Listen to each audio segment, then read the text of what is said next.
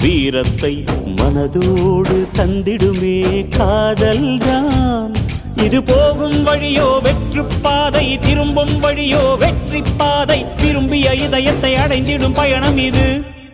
கடல் தாண்டும் பறவைக்கெல்லாம் வழியில் மரங்கள் கிடையாது. ஆனாலும் கண்டம் தாண்டும் சிறகுகள் வலிக்காது. மலையேறும் எறும்பின் கால்கள் வெயிலை மிதித்து உடையாது.